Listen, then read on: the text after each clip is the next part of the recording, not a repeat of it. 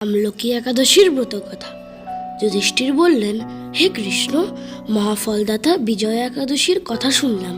এখন ফাল্গুন মাসের শুক্লপক্ষের একাদশীর যে নাম বিখ্যাত তা বর্ণনা করুন। কৃষ্ণ বললেন, হে মহাভাগ যুধিষ্ঠির, মান্ধাতার প্রশ্নের উত্তরে মহাত্মা বিশিষ্ট এই একাদশীর মহিমা কীর্তন করেছিলেন। আপনার কাছে এখন আমি সেই কথা বলছি। এই একাদশীর নাম আমলকি। বিষ্ণু লোক প্রদানকারী রূপে এই একাদশী বিশেষভাবে মহিমান্বিত। একাদশীর দিন আমলকি বৃক্ষের তলে রাত্রি জাগরণ করলে সহস্র গাভী দানের ফল লাভ হয়। হে পাণ্ডুনন্দন, পূর্বে ব্রহ্মার রাত্রিতে দৈনন্দিন প্রলয় উপস্থিত হলে স্থাবর জঙ্গম সহ দেবতা, অসুর, রাক্ষস সবকিছুর বিনাশ হয়। তখন ভগবান সেই কারণ সমুদ্রে অবস্থান করেন। তার মুখ পদ্ম থেকে চন্দ্রবর্ণের এক বিন্দু জল ভূমিতে পড়ে। সেই জলবিন্দু থেকে একটি বিশাল আমলকি বৃক্ষ উৎপন্ন হয়। বৃক্ষের স্মরণ মাত্র গোদানের ফল, দর্শনে তাহার দ্বিগুণ এবং ফলাভক্ষণে 3 গুণ ফল লাভ হয়। এই বৃক্ষে ব্রহ্মা, বিষ্ণু আর মহেশ্বর সর্বদা অবস্থান করেন। এর প্রতিটি শাখা প্রশাখা ও পাতায় ঋষি, দেবতা ও প্রজাপতিগণ বাস করেন। এই বৃক্ষকে সমস্ত বৃক্ষের আদি বলা হয় এবং তা পরম বৈষ্ণব রূপে বিখ্যাত। অতএব এই শ্রেষ্ঠ ব্রত সকলেরই পালনীয়। এখন এই ব্রতের একটি অদ্ভুত ইতিহাস আপনার কাছে বর্ণনা করছি। প্রাচীনকালে বৈদিশ নামে এক প্রসিদ্ধ নগর ছিল।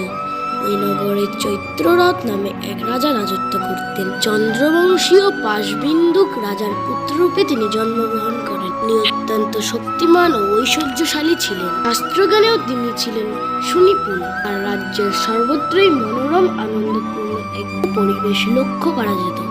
প্রজা ছিলেন বিষ্ণু ভক্তি পরায়ণ। সকলেই একাদশী ব্রত পালন করতেন।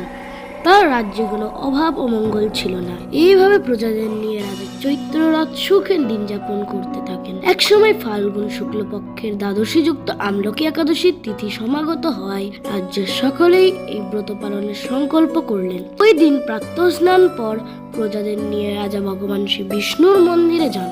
সেখানে সুবাসিত জলপূর্ণ কলস, ছত্র, বস্ত্র, পাদুকা, পঞ্চরত্ন ইত্যাদি দিয়ে সাজিয়ে স্থাপন করেন। তারপর ধূপ দীপ দিয়ে যত্ন সহকারে মুনি ঋষিদের দ্বারা সেই পরশুরাম মূর্তি সম্বন্ধিত আমলকির পূজা করেন।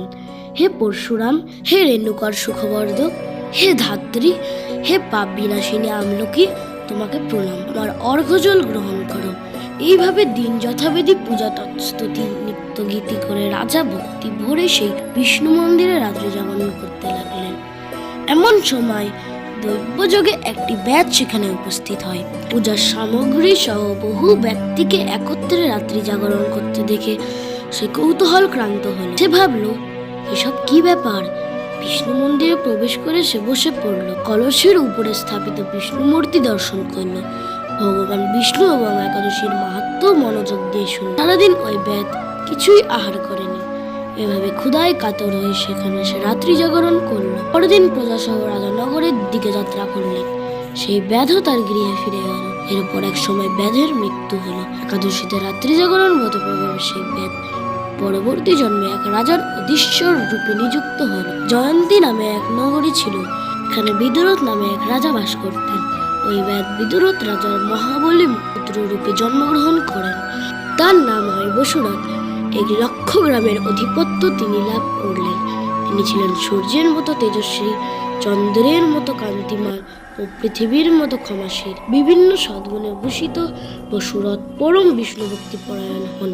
এই মহাদাতা রাজা একবার শিকার করতে গিয়ে পথ ভুলে যান। গভীর জঙ্গলের মধ্যে ক্ষুধায় পীড়িত হয়ে তিনি ক্লান্তিবশত শুয়ে পড়েন। এমন সময় কতগুলি পর্বত নিবাসী শ্লেষ্য রাজার কাছে এসে নানাভাবে পীড়ন করতে থাকে। রাজাকে তাদের শত্রু মনে করে তারা তাকে হত্যা করতে চেষ্টা করে। পূর্বে এক রাজা আমাদের পিতা মাতা পুত্র পৌত্র সবাইকে মেরে ফেলেছে, তাদের গৃহে ছাড়া হয়েছে। এই রকম বলতে বলতে ম্লেচ্ছরা রাজাকে হত্যা করতে উদ্যত হয়। তারা বিভিন্ন অস্ত্রশস্ত্র তাকে আঘাত করতে থাকে, কিন্তু আশ্চর্যের বিষয় তাদের সকল প্রচেষ্টায় ব্যর্থ হয়। রাজার কোনো ক্ষতি তারা সাধন করতে পারেননি। তখন রাজার শরীর থেকে নানা অলঙ্কার ভূষিত এক পরম সুন্দরী স্ত্রী মূর্তি আবির্ভূত হন। মা শক্তিধারিণী ওই নারী অল্প সময়ের মধ্যে সকল পাপী শ্লেচ্ছকে নিধন করল। রাজার নিদ্রা ভঙ্গ হলো।